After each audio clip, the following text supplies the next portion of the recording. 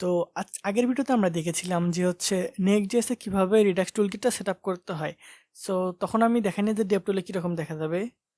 আজকে ওটা দেখিয়ে দিই সর্বপ্রথম। যেমন হচ্ছে redux এর dev tool, এটাকে অবশ্যই ইনস্টল দিতে হবে। তো ওখানে শুধুমাত্র একটাই স্টেট তৈরি করছিলাম, সেটা হচ্ছে to do।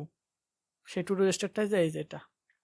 সো আজকে আমরা দেখব যে আরটিকে কোয়েরি যেটা আছে না, সেটা হচ্ছে এই টুলকিটও থাকবে এবং আরটিকে কোয়েরিও থাকবে। এটা কিভাবে করতে হয়। সো কথা না বাড়িয়ে ভিএস কোডে চলে যাওয়া যাক। সো আমি ভিএস কোডে চলে এসেছি।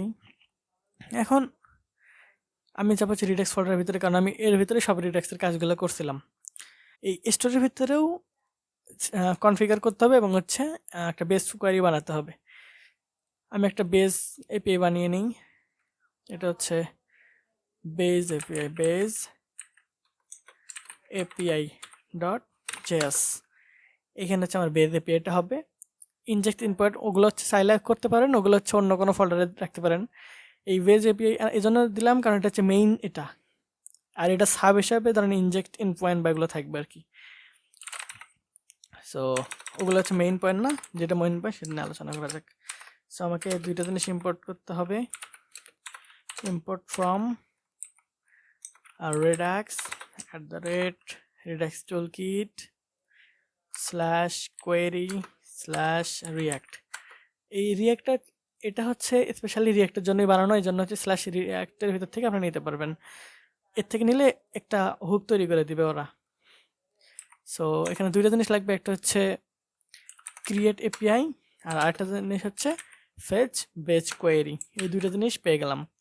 এখন যেটা কাজ, মনে করেন আমি একটা ভেরিয়েবল বানালাম বেজ এপিআই। এখানে হচ্ছে ক্রিয়েট এপিআইকে কল করতে, এটা ক্রিয়েট এপিআইটা একটা ফাংশন, এটাকে কল করলাম। দেন হচ্ছে আমাকে কি করতে হবে, এর ভিতরে একটা অবজেক্ট পাস করতে হবে। এর ভিতরে যেটা দিতে হবে সেটা হচ্ছে একটার নাম হচ্ছে রিডিউসার পাথ। আমি রিডিউসার পাথ হিসেবে ধরেন সেম নামই দিলাম, যাচ্ছে নাম দিতে পারেন, কোনো সমস্যা নাই। এটা হচ্ছে প্রথম জিনিস গেল। আরেকটা জিনিস সেটা হচ্ছে আপনাকে ফেজ না বেজ কোয়েরি এটা দিতে হবে। এটার মধ্যে হচ্ছে আপনার বেজ ইউআরএল যেটা থাকে, যেমন ডোমেন নেমটা, সার্ভারের ডোমেন নেম, যেখানে এপিআই যে এপিআইটা হিট করবেন না, ওটার হচ্ছে যে ডোমেন নেমটা থাকে সেটা মূলত শুধু এইচটিটিপি থেকে মানে ডোমেন নেম পর্যন্ত আর কি। সো আমি এটা বসাই নিই।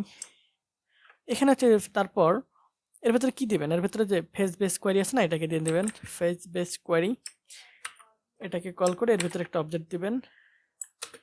এর ভিতরে দেখেন বেজ ইউআরএল। এখন বেজ ইউআরএল এর ভিতরে আপনার হচ্ছে লোকাল হোস্ট, আপনার ইউআরএলটা দিয়ে নেবেন http://localhost 3000 বা 5000 যা ইচ্ছে দিতে পারেন। 5000 3000 তো এটা রানিং আছে, এজন্য এটা দিলাম না। দেন আরেকটা জিনিস থাকবে, সেটা হচ্ছে এন্ড পয়েন্টস। এর ভিতরে মনে করেন বিল্ডারটা পাইলাম, বিল্ডার নীল। ওকে, এখানে আর কিছু দিলাম না। সো কল করে দিলাম। দেন এর ভিতরে আমি আর কোনো এন্ড পয়েন্ট অ্যাড করলাম না। দেন আমাকে যেটা করতে হবে সেটা এক্সপোর্ট ডিফল্ট, এটাকে আমাকে এক্সপোর্ট করতে হবে বেজ এপিআই। দেন এটাকে আমাকে স্টোরেজ সেটআপ করতে হবে। তো স্টোরেজ সেটআপ করার জন্য এখানে দুইটা কাজ করতে হবে। সো আগে একটা কমা দিয়ে আলাদা করে নিই। অ্যারে দিবেন মানে থার্ড ব্র্যাকেটের ভিতরে হচ্ছে ওই বেজ এপিআই ইম্পোর্ট হয়েছে, হ্যাঁ। দেন হচ্ছে প্রথমটার ভিতরে ধরেন এখানে কি দিবেন রিডিউসার পাথ অ্যান্ড ক্লোন, আবার হচ্ছে বেজ এপিআই, এখানে হবে হচ্ছে রিডিউসার। ওকে, বেসিক সেটআপটা হয়েছে, কিন্তু এখনো কাজ কমপ্লিট হয়নি, এখনো কাজ করবে না। এখন আরেকটা জিনিস করতে হবে, সেটা হচ্ছে মিডলওয়্যার, এটা অ্যাড করতে হবে। তো রিয়াক্টে কিভাবে কাজ করে, মানে রিয়াক্টে কিন্তু একটা হুক তৈরি করে দেয় হচ্ছে আরটিকে কোয়ারি, সেটা দিয়ে আপনি ফেজ তারপর পোস্ট এগুলো সব কাজ করতে পারবেন। এজন্য হচ্ছে মিডলওয়্যারটা সেট আপ করতে হবে। মিডলওয়্যার সেট আপ না ছাড়া এরর খেয়ে যাবেন। সো মিডলওয়্যারটা আমি বানিয়ে নিই, মিডলওয়্যার। ওকে, গেট এটা নামটা দিলাম। ওকে, দেন হচ্ছে গেট, এটাকে কল করতে হবে। এই কল করার পরে এটার সাথে হচ্ছে মনে করেন কনকেট করতে হবে। কনকেট করে আমি যেটা বানাইছি মানে হচ্ছে এই বেজ এপিআই, এটার সাথে হচ্ছে মিডলওয়্যার, এর ভিতর মিডলওয়্যার যেটা আছে সেটাকে এইভাবে দিয়ে দিতে হবে কনকেটের ভিতরে। সো আমার কাজ শেষ হয়ে গেছে। এখন আপনারা সুন্দর মতো এখানে হচ্ছে এন্ড পয়েন্ট বানায় কাজ করতে পারেন। এবং একটা বোনাস জিনিস দেখিয়ে দিই, এখানে এন্ড পয়েন্টস মনে করেন আপনি এখানে এন্ড পয়েন্টস বানালে অনেকগুলো এন্ড পয়েন্টস হবে, কতগুলো হবে এমনকি এমন হতে পারে বেশি বড় ওয়েবসাইট হলে 150-200 এন্ড পয়েন্টসও হয়ে যায়। সো এইখানে যদি অ্যাড করেন তাহলে আপনাকে খুঁজতে কী অবস্থা হবে, এবং নিচে কি করতে হবে সেটা মনে করেন একদম সেম পরিমাণে হচ্ছে আপনাকে হুক তৈরি করতে হবে। 150টা যদি আপনি বানান তো 150টাই হচ্ছে আপনাকে হুক তৈরি করতে হবে।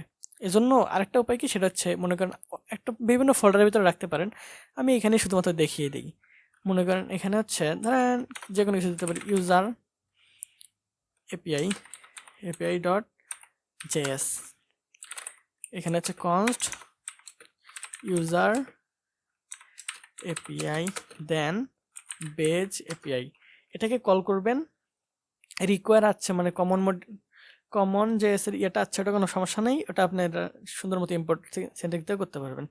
সো বেজ এপিআইটাকে ইম্পোর্ট করার পরে এর ভিতরে হচ্ছে ইনজেক্টস এন্ড পয়েন্টস, এটার ভিতরে আপনি হচ্ছে এখানে এন্ড পয়েন্ট অ্যাড করতে পারবেন। যেই কাজটা হচ্ছে এই এন্ড পয়েন্টের ভিতরে আছে না, যে এই এন্ড পয়েন্টের ভিতরে যেই কাজটা করতে পারবেন এর ভিতরেও সেম ওই কাজটাই করতে পারবেন। এখানে মনে করেন আমি নাম দিয়ে যে কোনো কিছু আর ফেচ করতে পারবো, মানে পোস্ট করতে পারবো, গেট করতে পারবো, যা ইচ্ছা করতে পারবো। এইরকম ফাইল আপনার হচ্ছে যতগুলো ইচ্ছা আপনি ততগুলো নিতে পারেন। এর ভিতরে লেখা এবং হচ্ছে আপনার হচ্ছে ইনজেক্ট ইন পয়েন্ট করে ওর ভিতরে লেখা সেম কথা। এটা হচ্ছে বোনাস টিপ ছিল। যদি ভিডিওটা ভালো লাগে অবশ্যই like, comment and share. Thanks for watching.